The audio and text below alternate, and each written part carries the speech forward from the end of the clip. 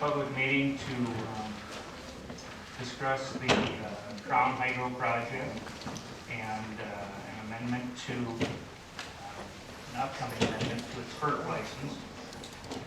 Thank you for coming.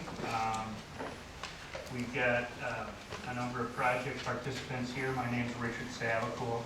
I'm an attorney working with the project. Joel Toso with Wank Engineering is here. Rich Greenlee and Amy Dents is also here with Wank. What we're going to do tonight is give you a little background on the project, walk through what it is currently scheduled to be constructed and where it's currently scheduled to be constructed, the process, and one of our main reasons here is to solicit public comment and help flush out issues with the amendment. We've got a court reporter here. We plan to incorporate your comments and or questions into our amendment, and we'll do our best to answer any questions that you do have tonight. We won't have all answers, as this is an ongoing process with moving the project, but we'll do our best to answer what we can. After Amy walks through a presentation on the project, we will open up the floor to questions and or comments. We'd like to limit those to 3 minutes so that we can facilitate everybody that wants to provide comment. And with that, I think I'll turn it over to Amy.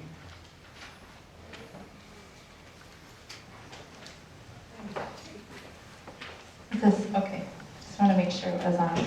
So I'm Amy Dens with Wank, and I'm helping with the environmental portion of the project. So I'm not an engineer, so I'm going to give you the non-engineer presentation, which is basically a brief overview, and then we will have questions. And as Rich mentioned, we have Rich Greenlee and Joel Toso, who are the engineers that can give you all the great details on this project.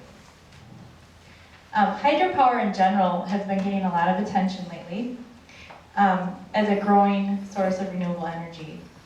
Most recently in the Wall Street Journal, as you can see, there's a hydropower is poised for major growth.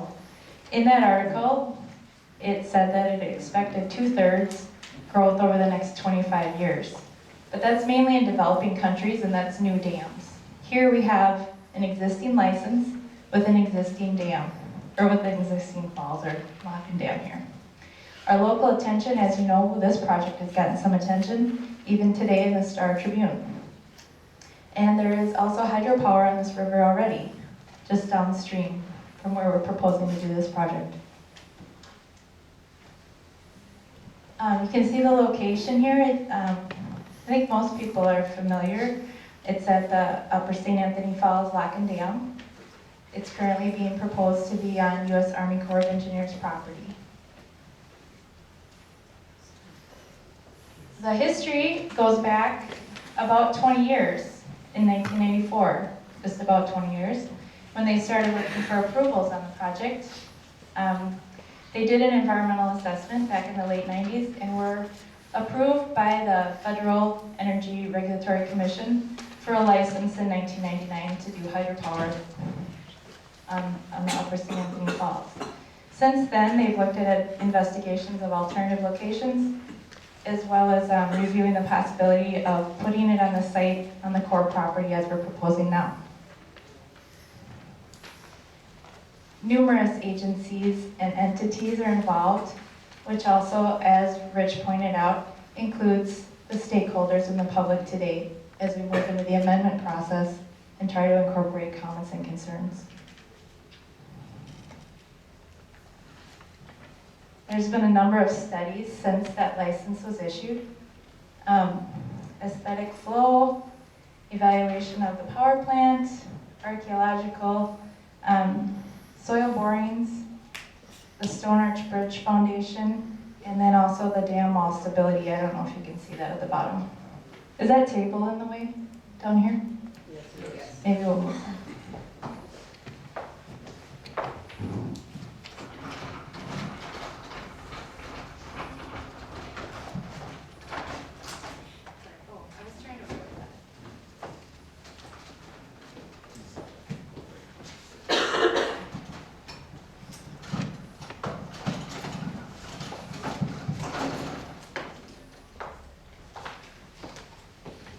be better.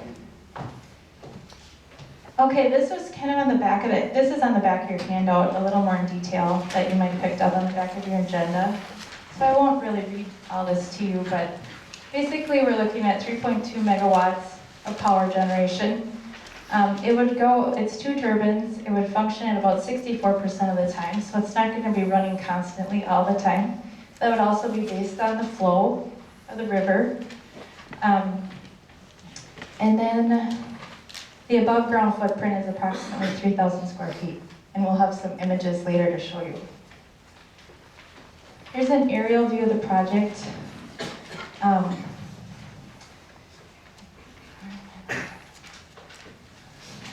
Okay, so this is the existing Corps of Engineers property here.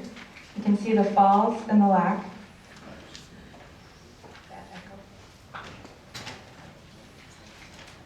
Okay, there's a feedback over here above our court reporter. So he doesn't understand, he's having trouble hearing. I have a little technical difficulties, but we got the table moved, we got me moved, so I think we're all set. Okay, so you have is that better? Okay, so we have the Corps of Engineers facility here with the lack. There's an existing head race that comes down along here. And if you're familiar, this is the parking lot of that facility, and then the Stone Arch Bridge comes across. And I'll just kind of give you, that's an overview of the area. This is a little closer up version that you can see with that aerial up above, and then a plan and profile basically is showing you kind of the geology here of the sandstone layer and where we're going to put this. This would be the new Tailrace, the outlets here. So it uses this existing area here to bring water underneath the ground, underneath the bridge, and then out on the downstream side. Our currently licensed project is on the left. You can see it's very similar in the it's the same megawatt, same turbines, same amount of power. We've moved it from the Mill Ruins Park property to the core property. The water will be flowing, instead of diverting it slightly off riverbank, it'll stay within the banks of the river and just go almost straight through. We won't be using the Tailrace anymore of the old ruins, which was a concern before. We'll be digging a new tunnel, boring through, and as I said, the outflow will be oriented with the river flow.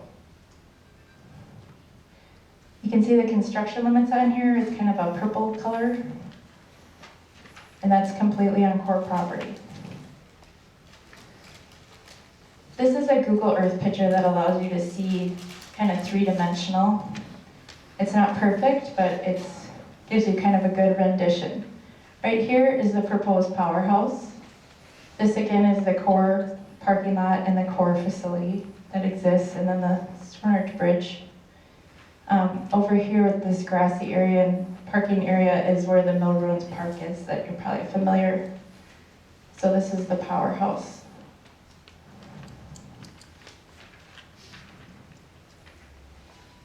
This is the downstream side of the project. This is where the Tailrace would outlet down below the Lock and Dam and the falls, down in here. It's low profile, pretty much just right into the river. There wouldn't be a big structure there or anything. Right now, we are in the process of doing the consultation and the joint public meeting. That's what we're doing today. This is kind of the initial preliminary, kind of getting going on the amendment process for the FERC. We are going to have a comment period. There is a written comment form that when you came in, you could use those.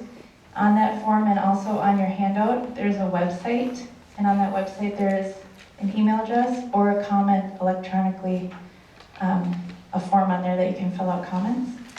And then today we have the court reporter here that will be recording the proceedings of this meeting, so you can also provide oral comments today.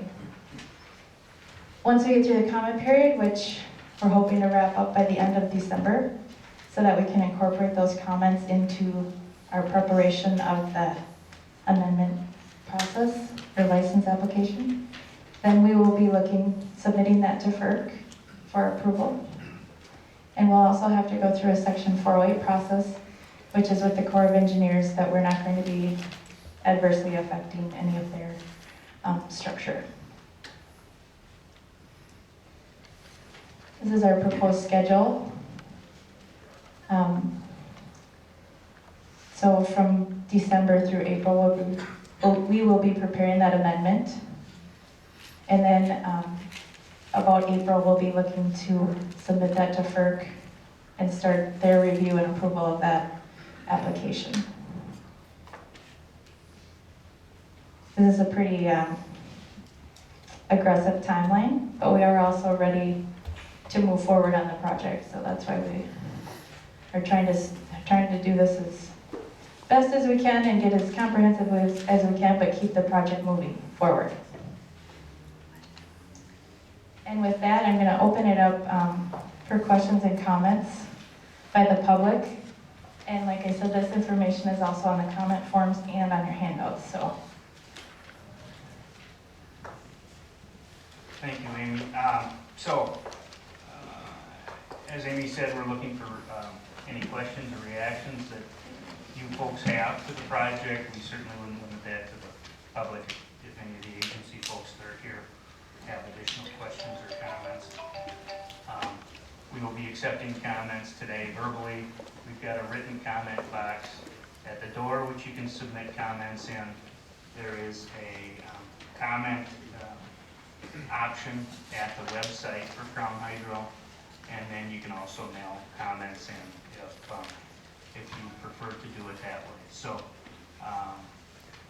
with that, we'll open it up. We ask that you keep your comments to 3 minutes if possible, so that we can keep the project moving along. If you've got a question or comment, please just raise your hand. Your paper said today 2,000 homes, and this article says 4,000 homes that it's going to provide electrical power for. did you hear that? The question was whether it was 2,000 homes or 4,000 homes. It depends on how you compute it. The 2,000 homes depends on if you take all of Minneapolis and take the households there and divide it out. That would include industrial use as well. So if you look just at homes, what size home are you talking about? If it's an average size home, it would be more like 4,000 homes. It's somewhere in that range. It depends on how you compute it.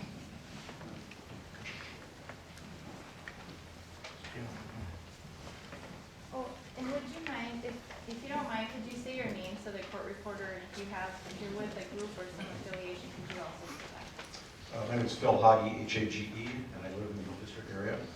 I'm curious about what the revenue model is on this. It says in some of the background documents that Xcel Energy is contributing $5 million, that there's an investor who's contributing $15 million. What is the total project cost and scope? And what is the revenue agreement between Xcel and Crown Hydro, and over what period of time? In other words, where's the money coming from and where's it going? Yeah, there is a renewable development fund which I believe is still funded out of dry gas storage at the nuclear facilities. That has, the project has received a grant from that fund. And then there's a power purchase agreement with Xcel. It's, I believe, a 20-year term, if I'm recalling correctly. The pricing is confidential. And total project cost? I don't know that we have that tied down yet. That'll depend on when complete engineering is done. So the $5 million is from the dry gas storage fees, or is the $5 million coming from Xcel separately?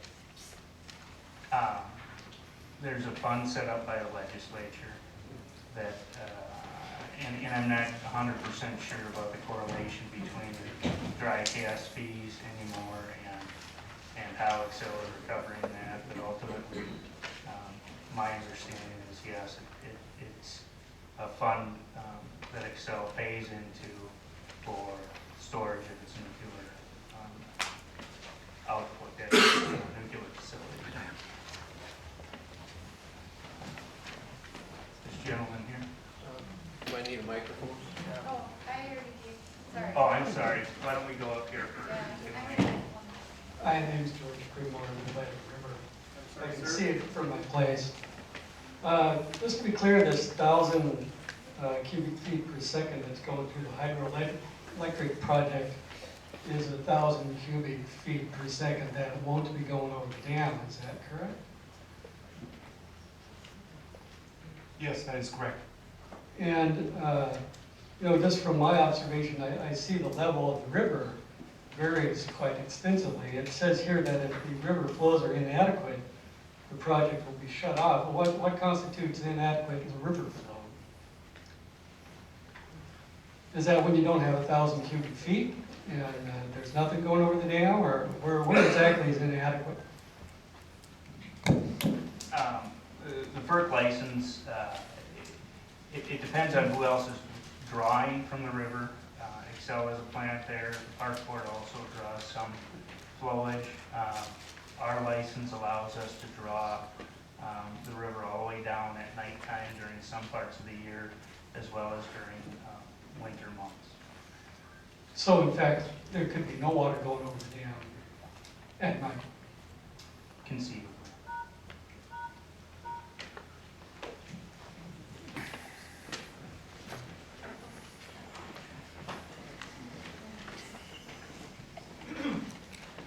Hi, my name is Irene Jones. I'm with Friends of the Mississippi River.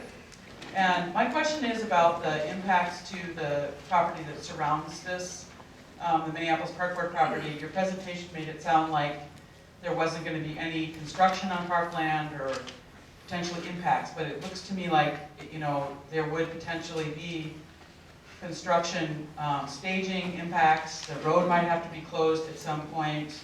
Not to mention that you might need some kind of permits to go across the part of the property at the end there that looks like it's part of the park plan. So if you could address what impacts there will be to parks and what construction will impact parks and what kind of permits and easements and things you might need for that, I'd appreciate it.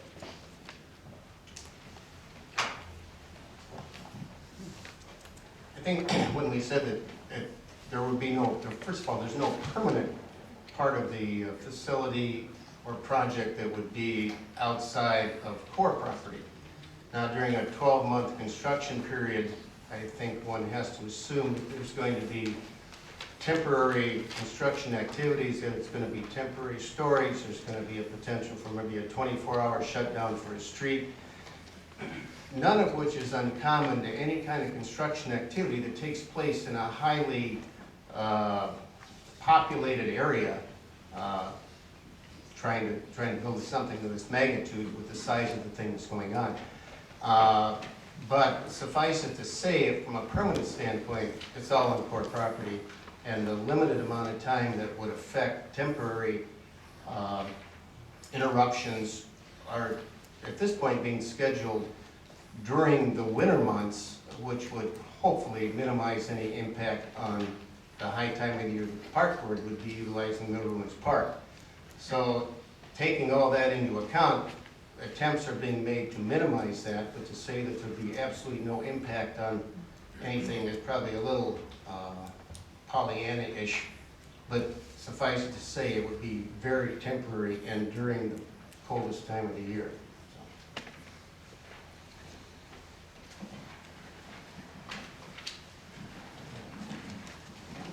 Hello, my name is Rick Kiddock. I live in the Mill District, and I have a brief comment that I'd like you all to respond as best you can.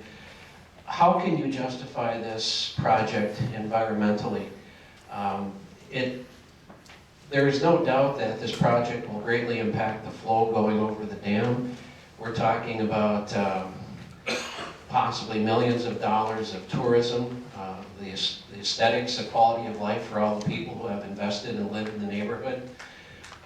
This project makes no sense aesthetically, environmentally, morally. I do not understand how you could be pursuing this in our neighborhood, and I would like you to try to justify the benefits that would in some way overcome all of the negatives associated with this project.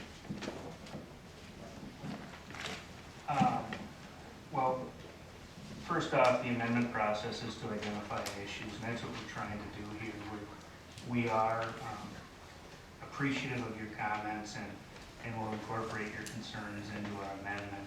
We aren't in a process right now of weighing benefits of green energy versus neighborhood impacts at this point, but we certainly will note your concern.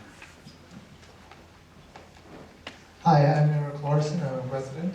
The purpose of this meeting is supposed to get comments about your proposed amendment. There's very little information that you've posted specifically about what the amended facility will be, which leaves us with a lot of questions that need to be answered. Let me go over a few of those. I call on Crown Hydro to conduct a study about potential changes to the water flow caused by the draw and discharge of the new location. As the March 15, 2012 comments from the Army Corps show, these flows could have significant consequences for the operation of the lock and dam, economic and recreational traffic on the river, and the river's ecology. Such a study needs to address the ecological, economic, and aesthetic effects of draw and discharge, including what they mean for sediment, scouring, debris, velocity and direction of water flow, and the consequences for intakes for filling valves for the lock. Second, how much space will be needed to construct the Tailrace tunnel? How many locations for it are viable? What would they need to displace? Where are these lands and waters located? What are the potential scenarios under which the Stone Arch Bridge would or could be affected by the project?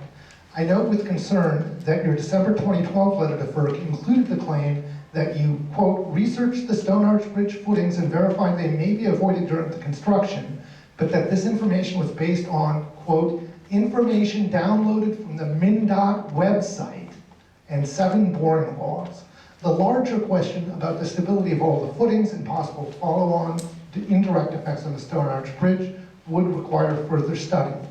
Third, I call for Crown Hydro to disclose in its letter to FERC that's due 90 days after this meeting its plan for getting access to the land currently held by the Army Corps.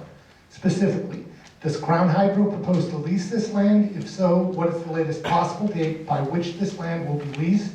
Second, on that point, does Crown Hydro seek to gain access to this land through an eminent domain procedure if the Army Corps or Park Board objects to another arrangement? If so, by what date will such a declaration be in place?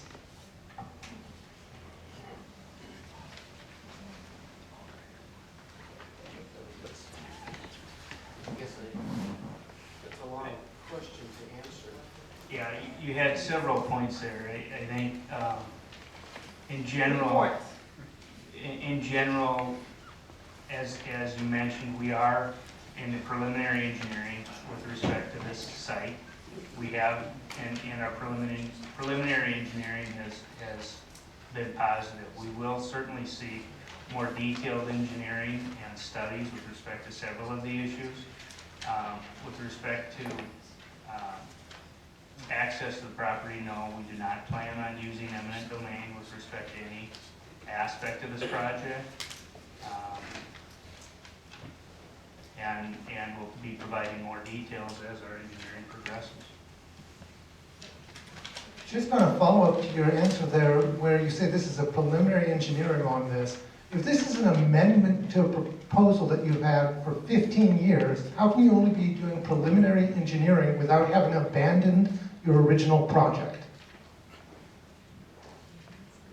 Well, it's a FERC process, which allows us to do an amendment versus an entirely new license.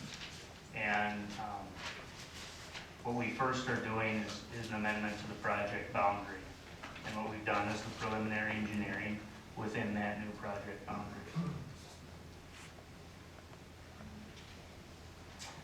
We did have a few people sign up, so I want to first give them the opportunity to ask their question. Is there Amy Berquist? Hi, I have 5 or 6 concerns. I'm a resident, by the way. First, I understand from reading the papers that the Senate and the House have passed a bill, and it's in conference committee now, to close the lock and dam permanently because of Asian carp. And in reading some of the information you have available on the website, it suggests that you're going to gain some additional hydropower through the operation of the lock and dam. And one question is whether you're going to contend that this will be an adverse economic impact to closing the lock and dam, because you will no longer be able to gain access to that additional hydroelectric power.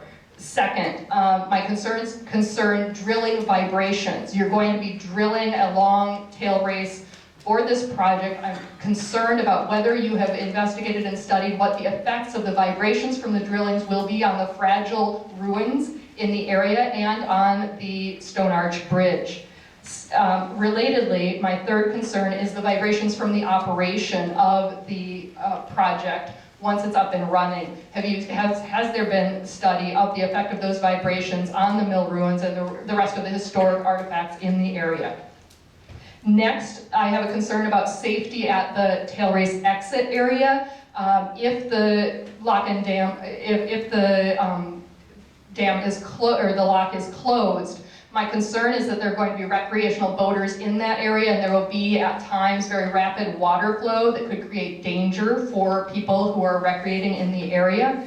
And relatedly, I have concerns about the water quality effects in the output area, so I'd like to hear about that. And finally, as somebody who uses the trails adjacent to this area year-round, and I know that many people who live in Minnesota use these trails, they're plowed year-round, and they use these trails on a regular basis year-round, I object to the characterization that the area will be going dormant in the winter months. And so I express my concern about the construction in the area to say that it won't do any harm because you'll be doing the construction in the winter months. Okay, first, thank you for your comments. We recognize that people are concerned about the flowage. We are continuing to address that, and I believe we're scheduling photographs and pictorials that will illustrate the flows during various times and various flow rates.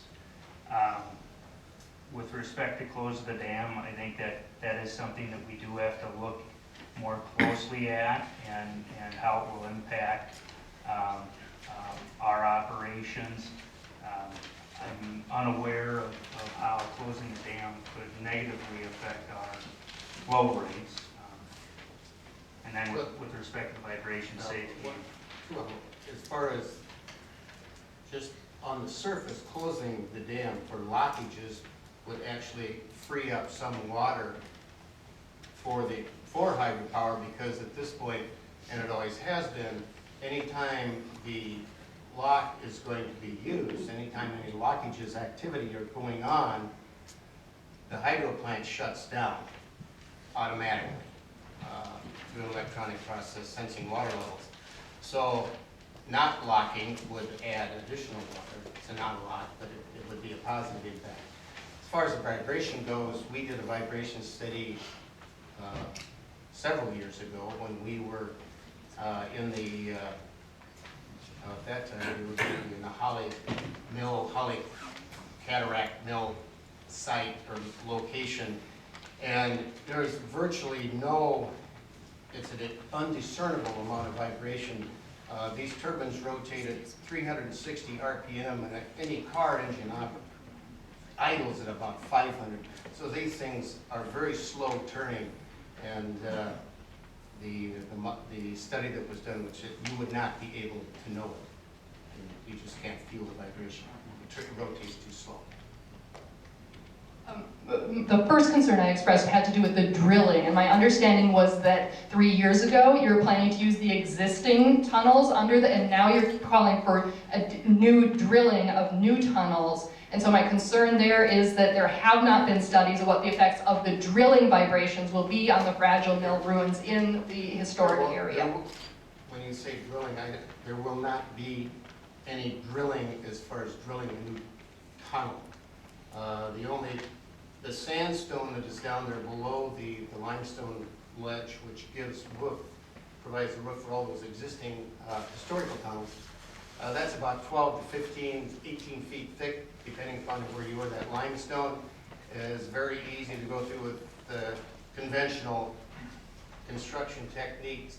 The sandstone is a very friable sandstone, easily excavated. It's very, very good for a foundation when left in place, but it can be mined and excavated quite easily, and there will not be the type of, I think, vibration or noise that may be percepted in an excavation for a tunnel. That's not the way it's going to be done.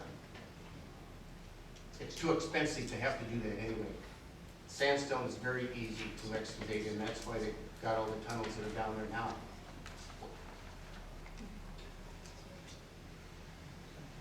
Next, if we can go to Nikki Carlson.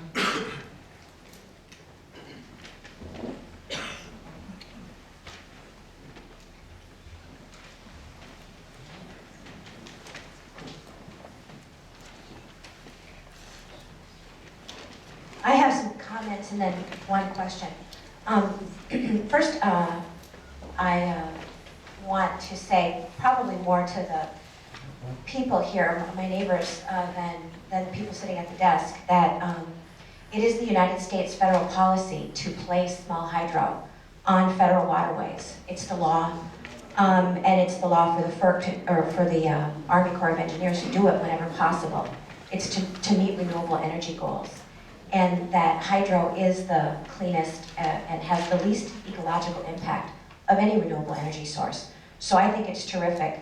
And also, the 113th Congress has only passed one law unanimously this session, or during this Congress, and that was HR 267, the Hydropower Regulatory Efficiency Act. And it was the first law passed by this Congress, and it's to support these types of small projects. So I thank the guys at the stage there, and the woman who presented for persevering with this. I think it's terrific, and I think that your new solution of putting it on Army Corps property and not on Park Board property addresses a lot of the concerns that the neighbors had. One of the things that when I'm hearing these people address their concerns, or ask their questions, what will this impact be? What will that impact be? One of the unfortunate things about this 13-year process is that there hasn't been an environmental assessment worksheet, and that there hasn't been an impact study, a historic impact study as required to complete the FERC license when the Park Board, when the project was going to be sited on Park Board property. The developer, Crown Hydro, in 2007 asked for permission to complete these studies, and those requests were denied. That was really unfortunate. So that would be my final question.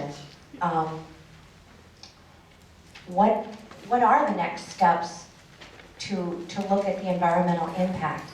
I know that that the historic, and that's, I think, a genuine concern there, because it's in a historic district that get completed, and then the EAW. Are those next step? As required by the FERC, or was that something only because of parkland? That's my question. I can try to answer that as best I can today. Through the FERC process, through this amendment process, we will be required to provide what they call an exhibit. That'll outline potential environmental impacts. That'll take into account these concerns that we're recording today, and we will do our best to do that. Part of that federal process is we'll have to look at an environmental assessment.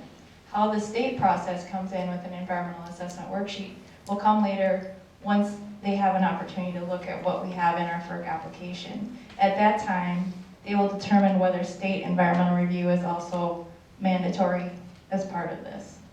We have not received confirmation either way whether we will have to do mandatory state environmental review yet.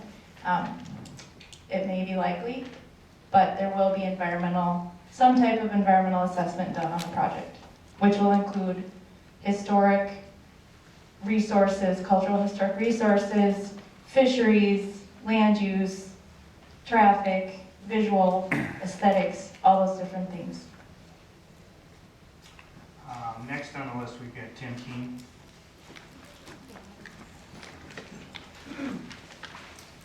Hi, my name is Tim Keene, and I'm a resident of Minneapolis. And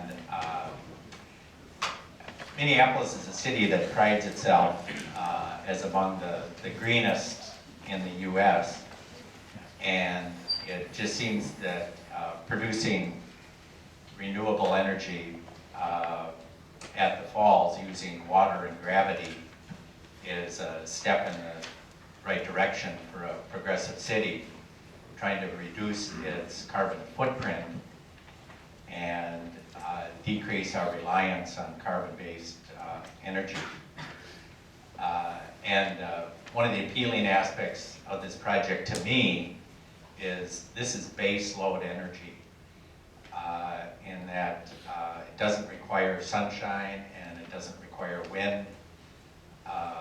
My casual observation of the river over many, many years is there's a lot of water going over the spillway, and producing carbon-free energy from that excess water is just makes an awful lot of sense. Thank you. I saw somebody with their hand up in the center here. Rich, was there one more person? Was there 4? Or just 3? I just want to make sure we get everybody on the list. I think we got it. Okay. And he's been waiting for a little bit here. Thank you. David Kinjum, Mill City Times. I'd like to revisit the flow over the falls. Earlier in your response to the question, you mentioned that the falls could be shut off during certain months in the evening. Isn't it true, according to Article 404 of the FERC license, that during certain months of the year, the falls could also be turned off during the day? That is correct. Thank you.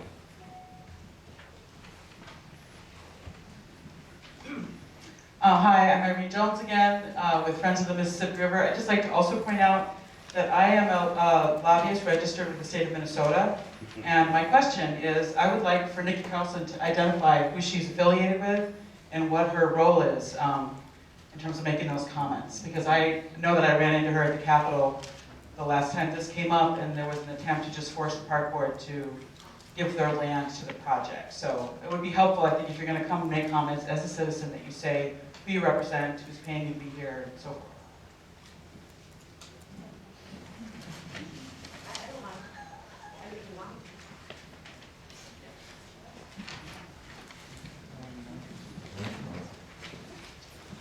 I think there was about 9 months in 2006 and 2007 where I was hired by Crown Hydro to do public relations and things like that. And I did work at the Capitol trying to, find a legislative way to get this done. I don't know what it is now, 2013. So I haven't been paid by the project for more than 6 years. My office overlooks the site and has for 10 years. I think it's a great project. I'm here speaking personally, but yeah, I worked for Crown Hydro many years ago. I think there was 2 hands up front, so I'll get this gentleman in the front and then I'll come back. My name is David Allen and I live in the North Loop neighborhood. And I'm kind of new to this whole project. I just learned about it. I just want to share some thoughts. I'm a big fan of developing new sources of electricity because we have to have that for economic growth, frankly. Most people don't think about that. But I sure favor these more renewable sources. And like the other fellow said about green energy, I really like sources of energy that don't emit carbon. We have to have a whole mix of sources for electricity. So I'm not trying to minimize the concerns everyone has. I share them. Things about long-term environmental impact, those kind of things concern me. I'm less concerned about short-term disruption. I expect to pay a price for any construction project, so I use the area year-round, and if it's shut down, it'll be inconvenient. I'll have to take another hiking route in the afternoon for some months or something, but I'm more interested in the long-term economic, renewable energy and long-term environmental. So I look forward to those environmental studies as well. Will you be able to put them on your website or something when they come out or something? That was very helpful. So what on the website? Oh, yeah, okay. Yeah, Those come with the studies, huh? those will be public documents when they're completed, and we can certainly facilitate links to FERC or elsewhere. Thank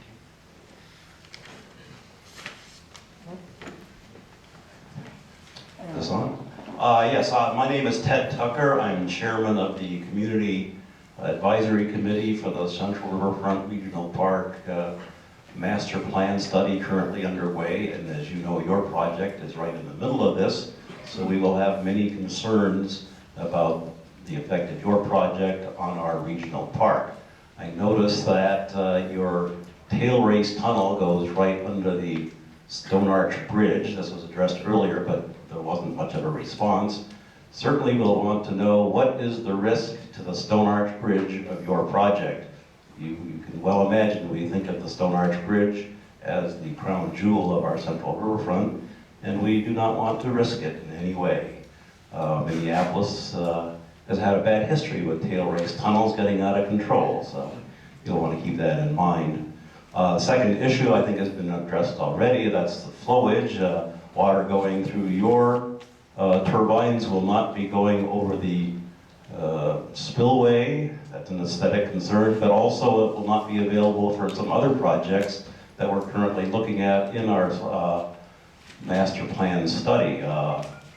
Recreating some part of the East Falls, for instance, or putting water through some of the tunnels by the A mill. So what you do impinges on what we can do in exploiting this public amenity, which is our central riverfront. So we'll be discussing this as a group and have more definite comments, but these are concerns. I would certainly like to hear more detail from engineers about the risk to the Stone Arch Bridge.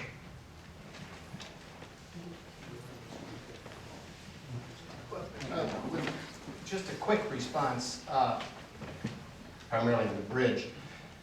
I think earlier when we were talking to the agencies, one of the 2 or 3 major things that needed to be ascertained to a certain level before we even considered proposing putting this facility on core property was we had to get from one side of the bridge to the other. And if we couldn't do that, it just couldn't proceed. So what we have done is determined that we can put a tunnel the size that we need to get the max of 1,000 CFS between 2 piers. The tunnel is going to be above any foundation level of the bridge.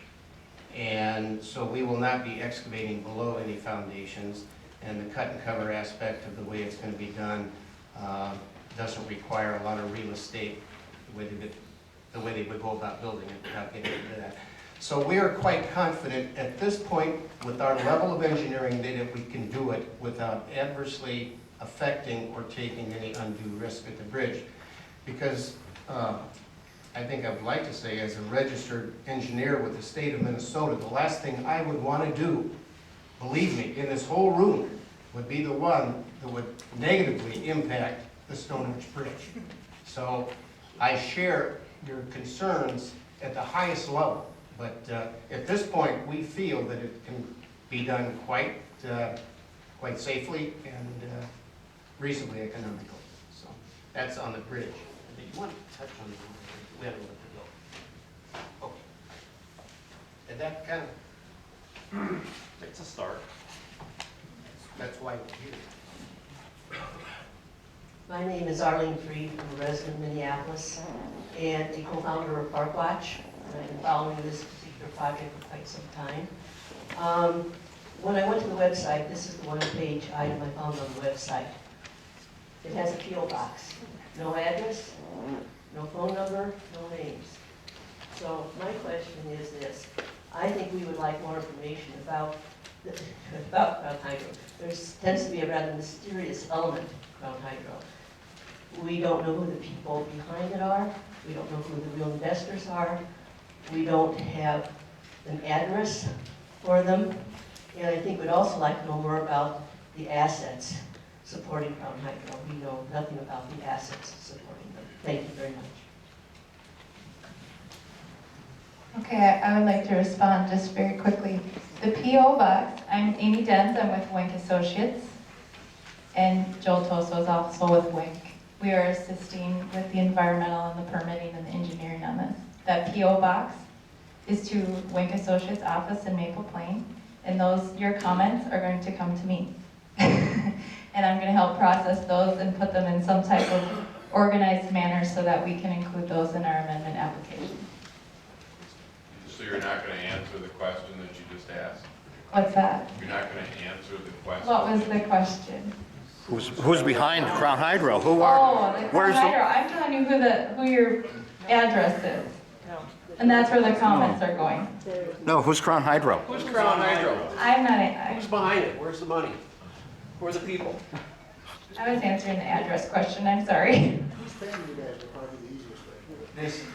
That really the issue behind this project at this point is getting a FERC amendment. We're not getting into who's owning Crown Hydro and these kinds of issues. Ultimately, the project won't go forward if it's not financed and with enough security behind it. That will be a requirement before the project moves forward. How would you expect anybody to trust you if you can't even tell us who the people involved are? You have not answered any question directly as far as I can tell. My name is Vicki Underland Rosso and I'm a neighbor.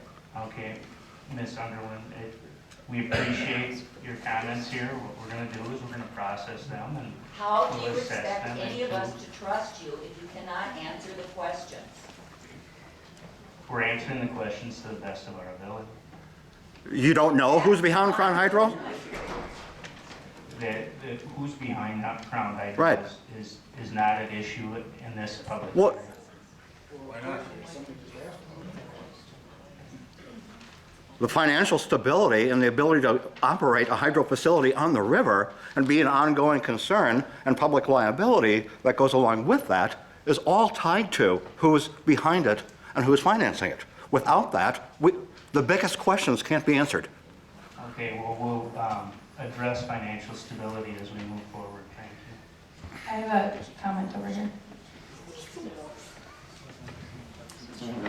I'm Anita Tab, I'm with the Minneapolis Park Board, and I would certainly agree with Dave's observations.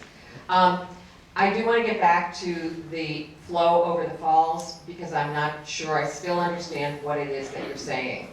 And it is very scary to me, because again, that is, I think, the aesthetics of the falls does make a difference. We do care about that. We're in downtown Minneapolis. And as far as hydropower is concerned, there's been a lot more hydropower on that river at that spot over the last several years. Brookfield has turbines at the bottom of the falls. Xcel has upgraded its turbines as well. So we know that in fact, this is not going unused.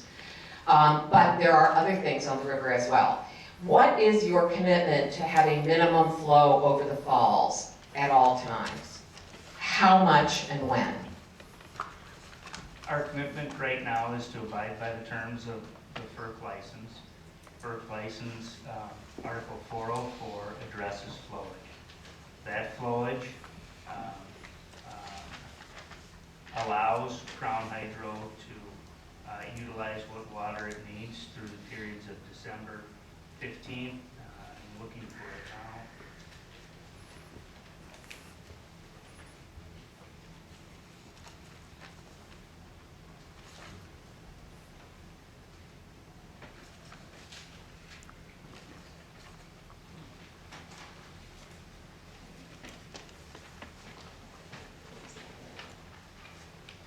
Through March 15th. And then certain other periods of the year at nighttime, it allows it to dry up the falls. What's considered nighttime? That's not defined within the license. Well, that doesn't give me any warm and fuzzy feeling. So that's very concerning to me. And according to your own report, the Oliver and Emmons report, if you look back over the history of the flow over that falls, it's very concerning that we could have a dry falls during the summer period. We've also, specifically the park board and the city have both passed resolutions saying that there should be a minimum flow over the falls. I believe it's 2,000 CFS.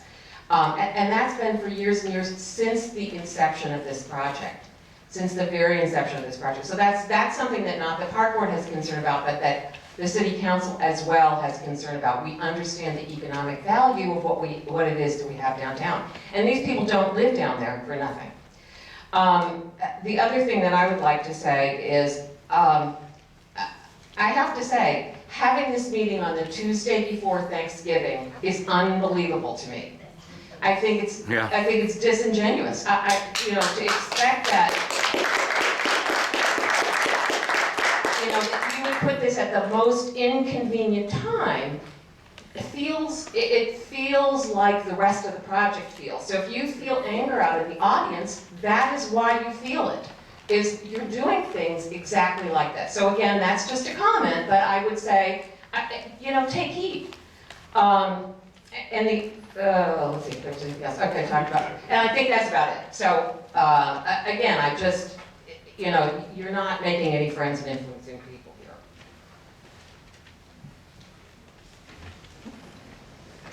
Hi, Chuck, is this on?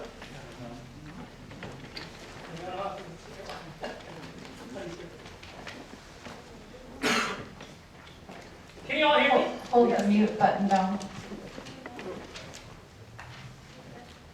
Is it out of battery? I could use it. Can you all hear me? Yes. Yes. I work for the National Park Service, so I have to be used to speaking loud. I'm John Amundsen from the Mississippi National River Recreation Area. And just help me with something. I'm trying to frame this question is, you know, there's been a lot of big questions asked, and there's, you know, and you're still working on the answers, you're gathering questions. But then it goes to FERC. And at what point are there answers to the questions in a way people can then use them to formulate a more reasoned, a more thorough response? And in part, it would help. So part of it is that once you let go of this and all the comments go to FERC, had people had your answers, they would frame their questions differently, you know, for FERC. And the second part is, you know, just so, you know, are these going to be up where someone can see them, the court report, reporter's notes, for example? If they were up before the end of the review period, then we'd all have access to those and be able to look at them and digest them, and then think about our comments as we look at all the comments, because I can't take notes fast enough in here to capture everything. Thanks. The comments here are, as you said, simply to allow us to raise issues and address them in our license. There is also a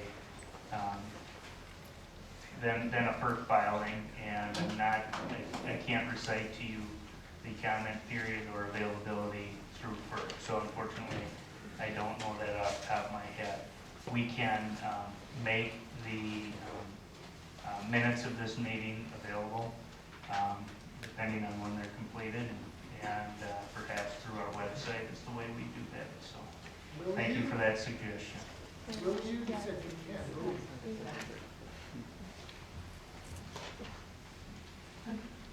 Hi, my name is Scott Woodland. I'm a park board commissioner, and I think I've read all the documents of many long years of this proposal. It seems quite amazing to me that you would have a public meeting and ask us to ask you questions without having even attempted to answer the questions that have been asked of you by FERC. I'm referring to the April 15th letter where FERC says we've reviewed your request and staff believes for the following reasons that an amendment of license is not the appropriate vehicle for Crown Hydro's proposal. It is an 8-page letter with many questions that some of the folks here are trying to ask and many more that have not been asked. Just some of them. They say this is a completely different location. The environmental and cultural resources have changed. There's concerns that the project may affect historical resources. Crown Hydro states that this new location would not require the use of lands or subsurface rights owned or controlled by the park board. Again, one of the issues is that with all the things that I've read that Crown Hydro has sent to FERC and sent to the Renewable Energy Fund, there's a lack of straightforwardness about what's actually going on. And again, Crown Hydro knows that there's a permanent easement and that the park board's involved. Crown Hydro has misstated what the Army Corps of Engineers has required of it. The aesthetic qualities are an issue. The effects on the Cork lock and dam facility.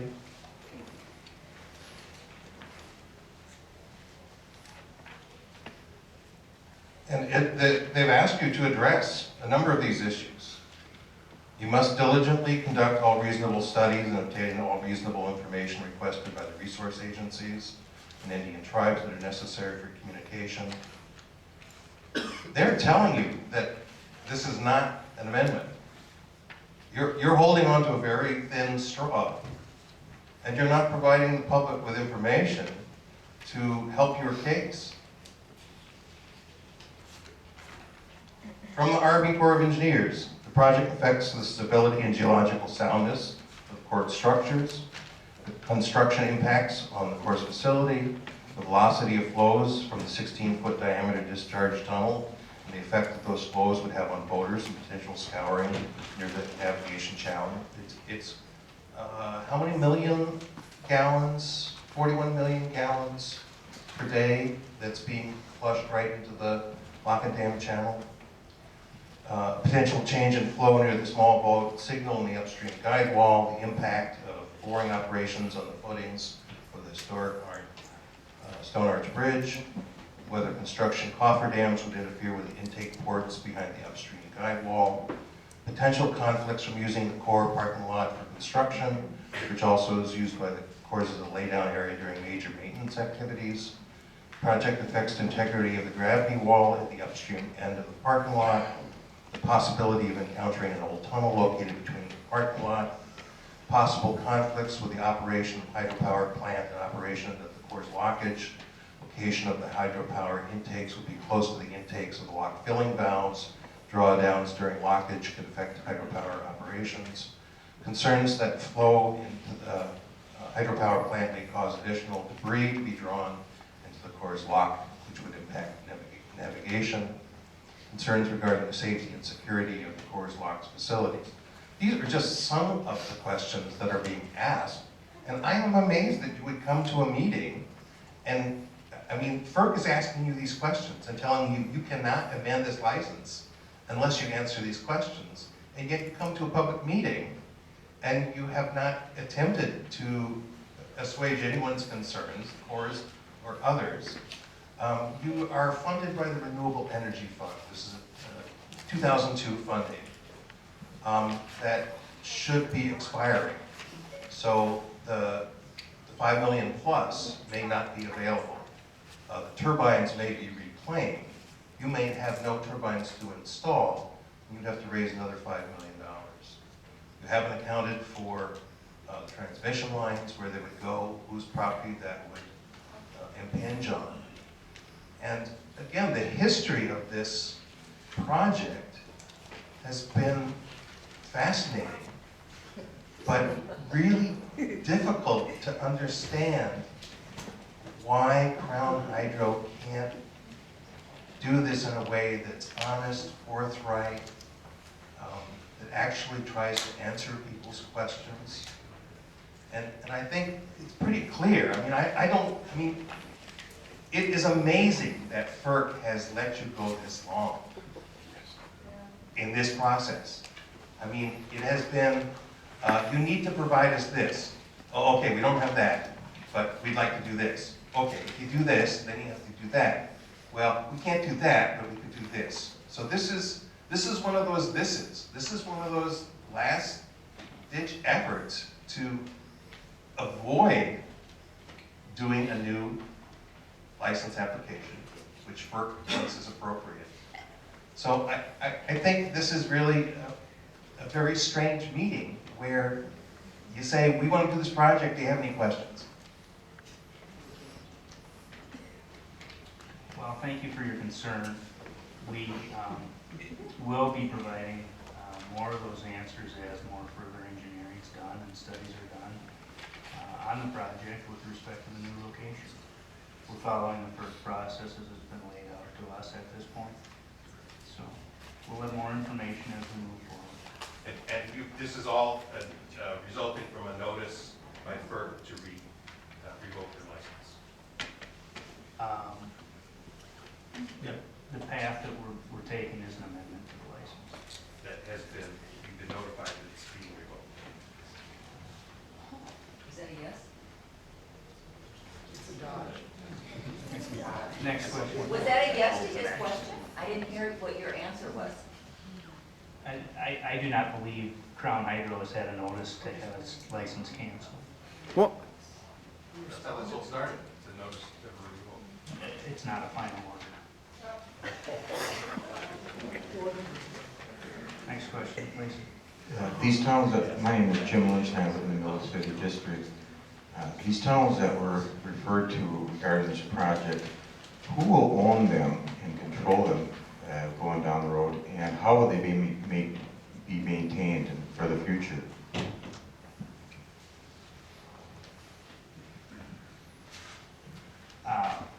Ownership will not change from the Corps of Engineers, the current owner of the property.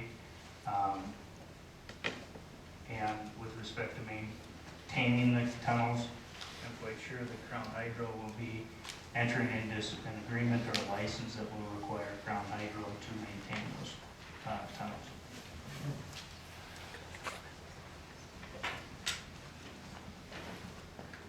My name is Jacob Fry. I'm the council member-elect for the area in which you want to place your project. I just have a few questions. First, before this whole amendment process even got underway, I'm assuming there was a budgetary analysis to determine whether it was fiscally possible for you to put on this project, right? There's been an economic analysis, yeah. Okay. And in doing so, I'm assuming that you would have to have a minimum flow, average flow throughout the year to make it physically possible, right? Yeah. And so the present maximum flow is about 1,000 CFS, right? What's the minimum flow that you used to be able to operate before the amendment took place and still, maintain viability for the project for you? So the minimum average flow through the year in terms of CFS that you could still continue on with the project. I'm assuming if it was 1 CFS, then that would not be possible to continue the project, right? I don't know that answer off the top of my head. We can get back to you on that. There were several studies done on the flow and several options looked at. Many were looked at were to maintain flow during the day, use it at night. So there's a variety of different options to look at. I think that's the place to do it. Right, so obviously there is an increase and a decrease depending on the time of the day and the hour and the time of the year. But over the entire span of a year, I'm assuming that you need to have a minimum average flow that comes through in order to even make this possible for you to have a viable project, right? I'm just wondering what that number is. I don't know that. I have to have a record. That's the maximum. That's the maximum flow that the turbines would accept. I believe the minimum flowage that we can operate the turbines at is 200 CFS. The average flow rate or availability rate for the turbines is, I believe, 64%. Is it financially feasible at 200 CFS? So 200 CFS is the minimum that you can have and continue to spin the turbines. Can you guys still have a project at 200 CFS, or is it no longer feasible at that point? There's 2 turbines. Okay. And either one of them could run at 200 CFS. And I would be surprised if the project were economically feasible if all it had available was 200. Has there been a difference before the amendment and after the amendment in terms of the average amount of CFS that you need to have to make the project feasible? Let me ask it a different way. You probably had additional costs because of this amendment, right? Because of trying to get this amendment, right? Well, we haven't completed our engineering studies, so we don't know where the costs are. We think. Well, I mean, you're paid in being here, so that's an additional cost. I'm assuming the tunnel is an additional cost. Moving the whole thing downstream and having a whole new study to determine whether it's feasible, that would be another cost, right? These are all costs. There are certain costs that are saved, and there are certain costs that are additional. I think the overall cost of the project is going to be relatively similar to what it was as it was previously proposed. Okay, so then there wouldn't need to be additional CFS after the amendment from before.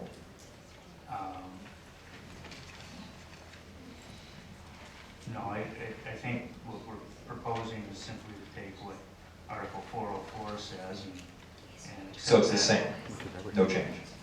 No change? Okay.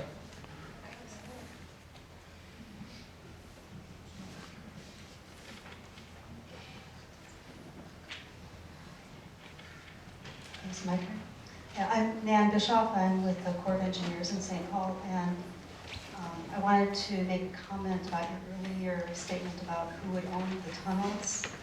And while the Corps does own the overlying land, it would be Crown Hydro that would own the tunnels and be responsible for the operation, maintenance, everything involved with that. So that would be part of Crown's facility, not the Corps'.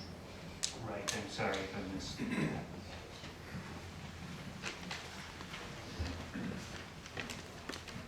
I'm Ken Sorrell. I live in the neighborhood. I just spent an hour or so wasting my time here.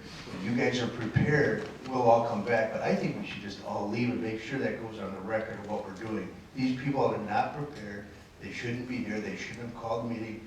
And I suggest they have to have another one with some answers prior to the meeting. Thank you.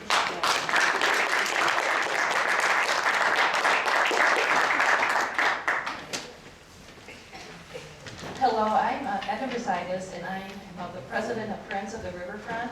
We are an intervener and a party in this action.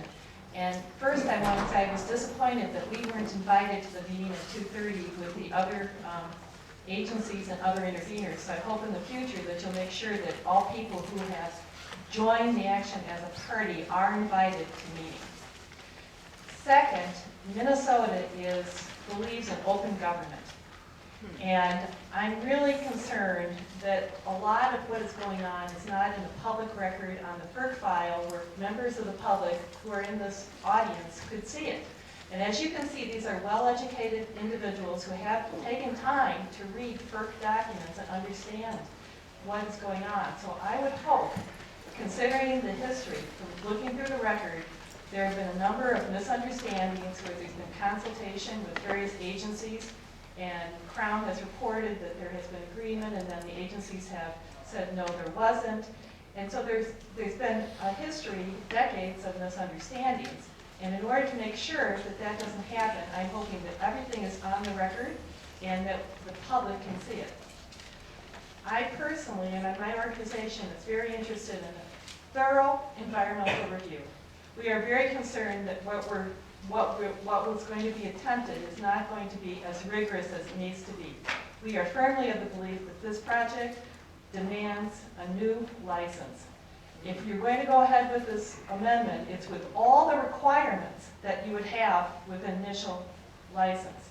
This means full environmental review, not just small incremental passages over things. And one of the very important things, which many people in this audience have been talking about, is the flow. I have participated since 2005 in, I think, every meeting that has been held in Minneapolis on the Crown Mill project. I've seen economic analyses.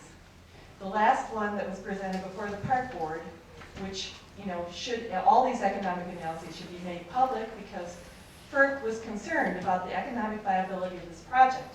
It is doubtful whether it's going to be profitable and whether or not it's going to be a project that should be built. We need to see that information, and we need to verify things like flow.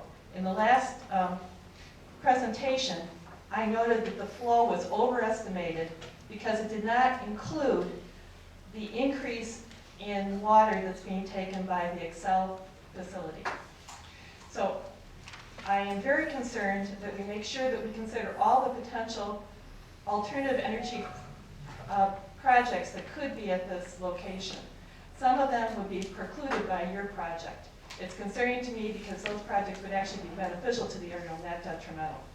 And I think Irene Jones mentioned that Nikki Carlson at one time was working for Crown. I think the record should also be clear that Tim Keene, who spoke in favor of the project, has been employed by people who were involved in the project, whether investors or actually with Crown itself. I think one of them was St. Anthony Power and Light, and that was a potential investor, and the favorable comments are somebody with an economic interest in the project. Thank you.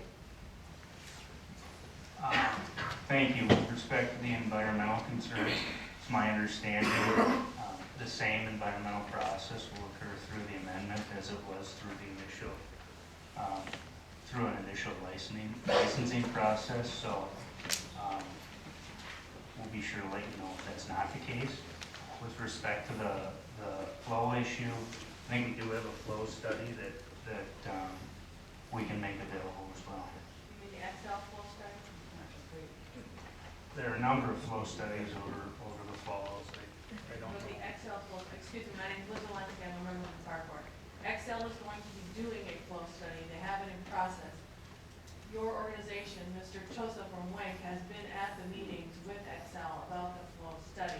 Those photographs in that study are not available or ready to proceed yet. In fact, they are asking for an extension before they do that project. I think those would be the flow studies that would be most appropriate to have available for this, and they aren't going to be ready anytime in 2013 or 14. I was thinking more about the flow over the falls as opposed to a pictorial study. We do have information about flow over the falls. Yes, and when you came to the Park Board and we asked you, would you make it in part of your agreement that you would always keep the flow at minimum 2,000 cubic feet per second over the fall, you would not agree to that. Okay. And that, in most people's minds, and including people that were surveyed years ago when Excel wanted to dry down the water, was the minimum that should be going over the fall.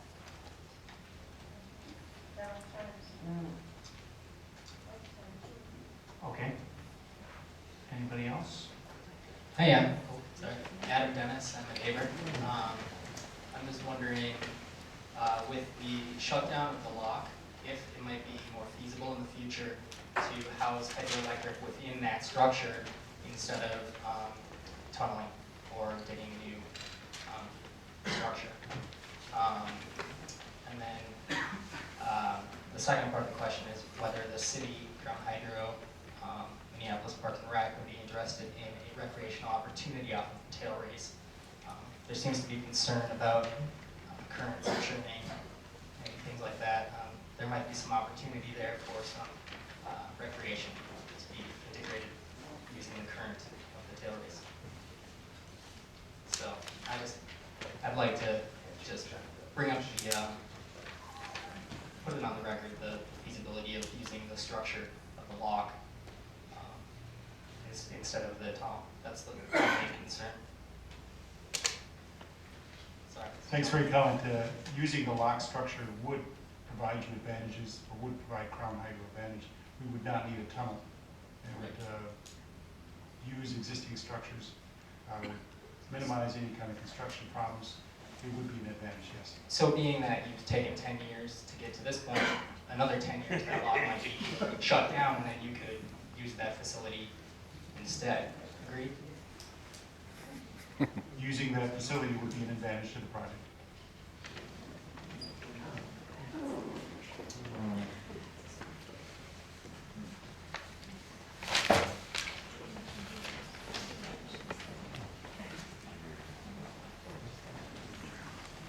Thanks. I'm going to be brief on it. John Irwin, I'm on the Minneapolis Park Board as well, and so I'm going to make comments personally, not representing the Park Board.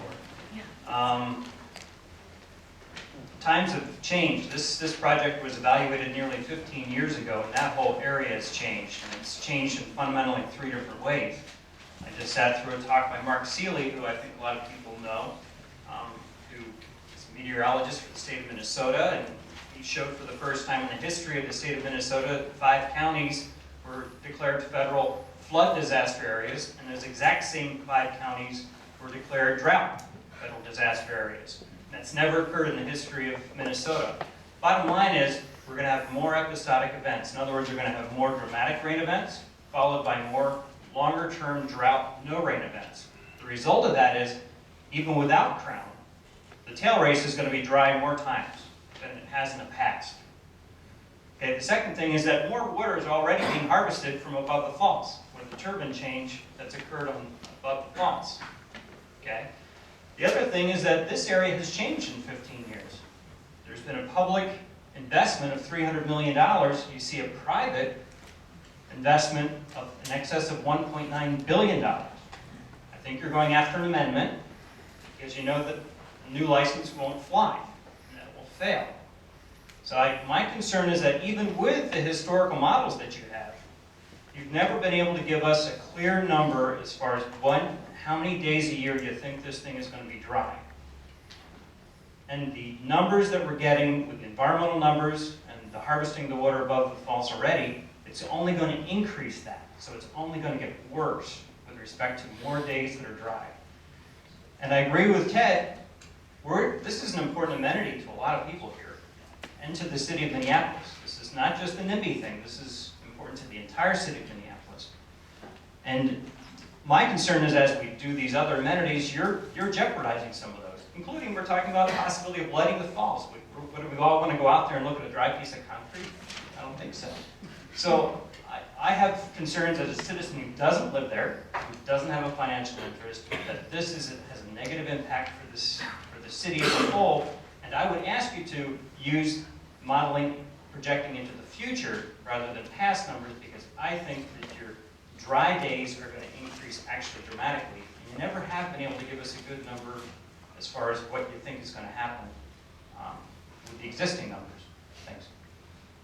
I know of 3 more people that like to speak. We have about 10 minutes left in the meeting, so I have 1 here, 2 here, and then somebody back here. So. Hi, my name is Lisa Manos, and I live nearby, and I am also a member of the Sierra Club. And the Sierra Club, our local chapter, asked me, since they knew I was coming to this meeting, if I could just express their great concern, which others have also mentioned, that because this is in a new location and all the things that have been talked about, that they're very concerned that there be a very robust and fresh environmental review process. Thank you. My name's Dick Gillespie, and I live down in Stone Arch Lofts. And I guess my question is, I agree with most of the comments of concern with regard to this project, and I've been following it now for quite some time. I also am not surprised, but disappointed that you really haven't got a proposal for us to look at, so we all got together to talk about some hypothetical plan that you've got. And I'm wondering when you're actually going to have something of substance that we can actually read and look at in terms of what your plans are, and how many more public meetings you plan on having before you submit this thing to FERC. And whether you're going to give us a little more warning, and whether you're going to have 2 meetings, one that we're invited to and one that we're not.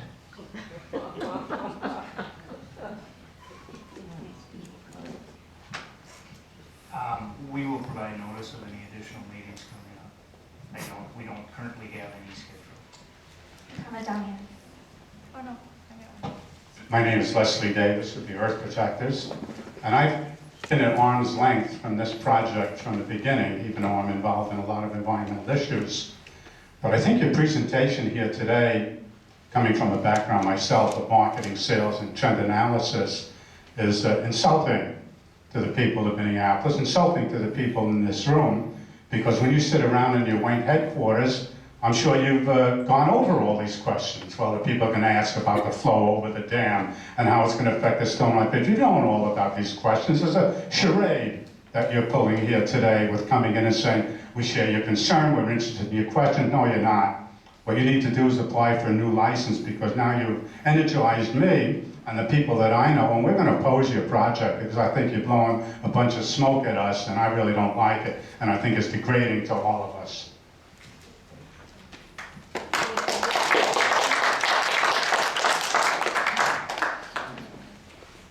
Hi, Diane Hofstad, City Council member for 3rd Ward.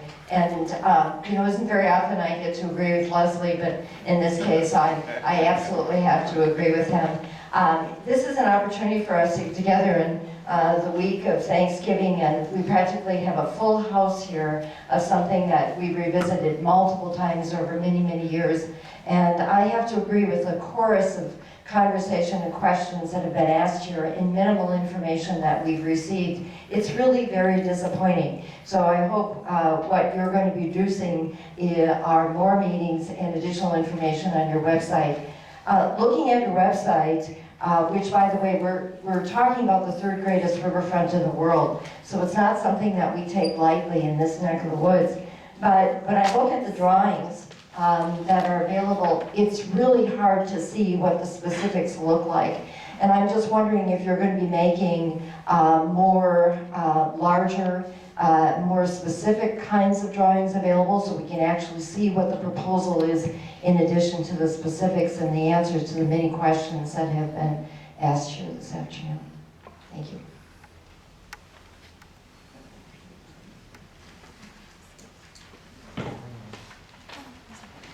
Hi, my name is Brian Rice. I'm the attorney for the Park Board. I just have a couple questions I'd like to get on the record.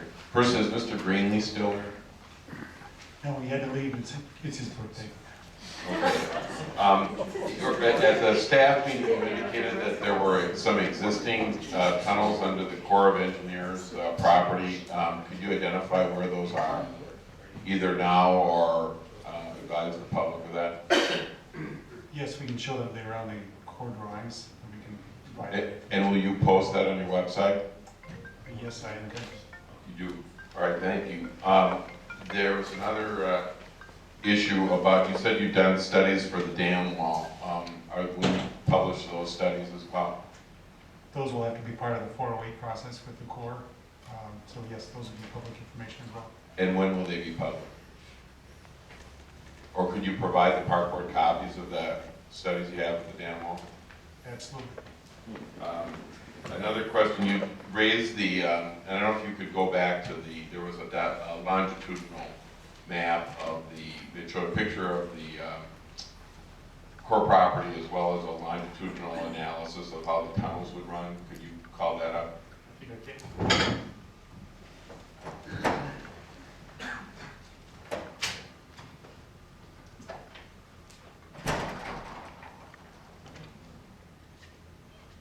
That one? Yes, that's the one. And it appears that you've got a, the picture of the core property and then a longitudinal analysis. As I understand it, the dotted line shows the elevation of the, I'm on the lower one. Yes, but the top line, that's the longitudinal of the elevation. This would be the ground surface profile of the top line. Right, and the ground surface lines up with the picture approximately? Correct.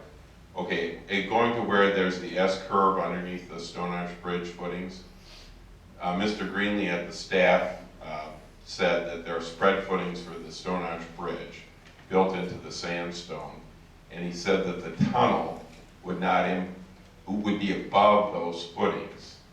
And as when I look and see where the S-curve occurs, yes, right there, and it's a distance of about 30 feet beneath the grade for where the tunnels are. And the footings for the Stone Arch Bridge, I mean, Mr. Greenlee made a representation that the tunnel would not affect the footings for the Stone Arch Bridge. And while I'm not an engineer, I've worked on engineering cases, I guess I'd like him or Crown to provide publicly some evidence that the tunnel that's going to be about 30 feet below the grade there is not going to impact the foundation of the arches. Because the arch at that point spans about 80 feet, and I'm having a hard time seeing how that tunnel couldn't have an impact on the footings. But that's just, if you could provide that and put that out publicly, it would be a big help. Absolutely. And just two other questions. You said there's a transmission connection for this project. Where would the transmission from the power to the grid occur? I understand there's a connection somewhere in Portland, around this area, that we'd be running a line up Portland to that connection. And that would all be on public right of way? Correct. And if you could provide that too, that would be helpful to do the analysis of this. And have you, Mr. Fry had raised a question about cost. Has anybody determined a cost for the tunnel? I mean, the prior proposal had relied on existing or extant tunnels with some modification that the park board had owned. This would require a completely new tunnel. Has there been a cost estimate for the new tunnels? There has been a cost estimate for new tunnels, I don't have that information at that. But you'll provide that? I believe that'll be part of the amendment process. Okay, and then the last, I guess it's more of a comment, but if we could get that information to provide an analysis for the public and for the park board, it would be very helpful. That the reason the park board's interested in the Stone Arch Bridge is that we have a 50-year agreement with the MnDOT to provide for the trail over the Stone Arch Bridge, and obviously the board would be very concerned about any potential interruption of that. I think Mr. Greenlee said as an engineer for the state, it's the national landmark for historic structures. It's a centerpiece to the riverfront, and it would be, in my opinion, sacrilege for any public works project or any project to in any way interfere with that structure. And it would be, that park gets over 1 million user visits a year, and that bridge probably has at least 1 million people on it a year. And it's a major interest of the park board. And lastly, I think that there have been some comments about the hearing today. I think it should be put on the record that I don't believe that Crown provided the requisite notice for the hearing today, and that if there are, I think from the comments today, it would serve Crown Hydro's interest to provide, at least have another hearing and provide the public with more notice for such a hearing and information. We have 2 more people that want to provide comments, so being concerned about time and people's time. We'll wrap it up after these next 2 people. My name is Dave Stack. I'm a Minneapolis resident for 36 years, and I'm wondering the $5 million that you can get from Excel, is that a grant then, like a renewable energy grant that you don't have to pay back to them? I'm sorry, what's the question? You're getting like $5 million towards the project from Excel, is that correct? There's a renewable development fund grant that applies to the project, yes. Right, and so I'm assuming that that could just as well, it didn't go towards you on this project, it could go towards a wind or solar project somewhere. I'm not aware of the terms of how it would be reallocated, if at all. Right, and as the project is ongoing over the years, will you be getting any special tax subsidies or tax write-offs because you are operating a renewable green energy? I don't know the specifics of what the project qualifies or does not qualify, but there is a federal tax credit, and it currently exists. There are also renewable tags that may be available with respect to the project. I was wondering now, there's a lot of talk about possibly shutting down the locks, and if they do shut down permanently, then the dam is in place really just for you and the other hydroelectric purposes. And under those conditions, is there anything in the contract that where you would be responsible to help pay for the maintenance of the dam structure over the years? I don't believe that there's a term in the FERC license with respect to that issue. I don't think the logistics of removing the dam are realistic from an erosion standpoint. I guess that this is probably might sound far-fetched, but I personally would like to see the dam go away and see some kind of a historic natural falls restored in that area. I know that that would be challenging because of all the disruption that's taking place there and erosion concerns and everything, but I think it would be a tremendous showcase, tourist attraction and amenity for the city of Minneapolis and the state, the only waterfall on the entire length of the the river. And just one last comment about, it was mentioned that hydroelectric is the greenest energy. And I just want to, mention that, there's the dam backs up water for about 5 miles and pretty much destroys the river ecosystem for that. It turns it into an artificial lake. And, I kind of like to see, I'd like to see the river restored. Okay, thank you. Just a quick comment on the falls as an engineer. The Platteville formation ends about right here. The Platteville formation was what created the falls. As soon as, if this dam was taken out, you would not have a stable river. This falls would be moving up toward Anoka very quickly.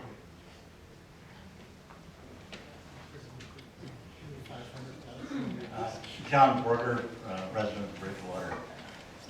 There have been comments from the front about this project not creating any undue risk, and there's also been resistance to revealing who is behind Crown Hydro and any reassurances about the long-term financial stability of the organization.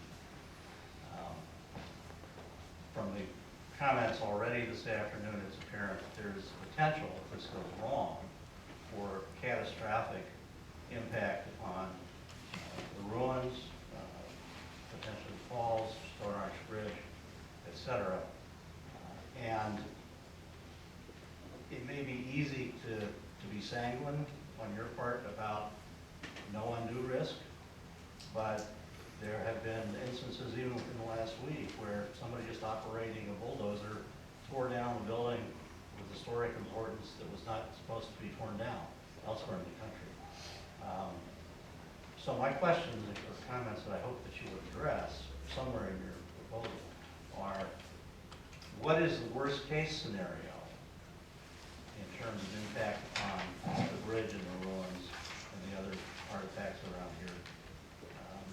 If something went wrong, could it be remediated if something went wrong? I suspect it could not. And do you have the financial ability to remediate if necessary? If half of the Stone Arch Bridge fell into the Mississippi River because of what you did, could you restore it? Do you have the financial ability to do it if it is technically possible? Can you address those questions? We'll certainly look at those questions in the process of office. With that, folks, we're over time with respect to our availability of this room. We appreciate your coming and participating and giving us feedback. There'll be much more to come as the process goes. Hey, fuzzy, you don't feel fuzzy? No, is that what you want?